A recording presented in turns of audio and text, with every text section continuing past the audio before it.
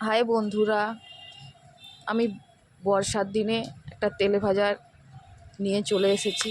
দেখো বন্ধুরা, তোমাদেরও ভালো লাগবে, তোমারও খেতে পছন্দ করো তেলে ভাজা বর্ষার দিনে মুড়ি দিয়ে। আমিও করেছি।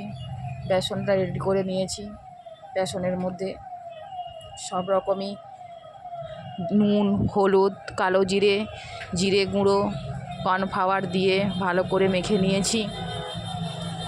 এর মধ্যে কুমড়ো, পটল আর পেঁয়াজের গাঁদা ফুল রেডি করে রেখে নিয়েছি। দিয়ে বেসন জল দিয়ে ভালো করে গুলে নিচ্ছি।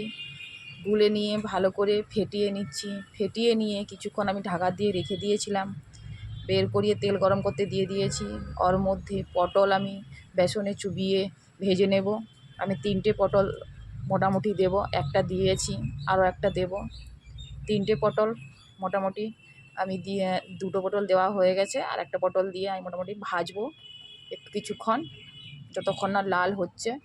লাল মোটামুটি দেখো বন্ধুরা, ভাজা হচ্ছে আমার পটল বেসন দুটো ভেজে নিয়েছি। লাল লাল করে ভাজা হয়ে গেছে। আমি এবারে তুলে নেব ঝুড়ির মধ্যে। একটা ছোটো ঝুড়ির মধ্যে আমি তুলে নিয়েছি। তুলে নেওয়ার পর এর মধ্যে তারপরে আবার কুমড়ো বেসনে চুবিয়ে কুমড়োটা তেলের মধ্যে দিয়ে দেবো। কুমড়োটা ভাজা হয়ে গেছে আমার। কুমড়োটা ভাজা হয়ে যাওয়ার পরে তুলে নিয়েছি।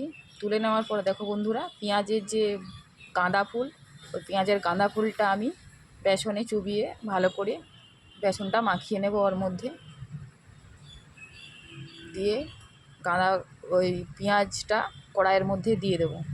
কড়াইয়ের মধ্যে পেঁয়াজটা দেওয়ার পরে তোমরা বন্ধুরা হালকা করে একটু তেল ছিটিয়ে দেবে উপর থেকে, চামচ দিয়ে মানে ছানটা দিয়ে তেলটা ছিটিয়ে ছিটিয়ে দিলে তাহলে পেঁয়াজের মধ্যে পুরোপুরি পেঁয়াজটা ভাজা হয়ে যাবে।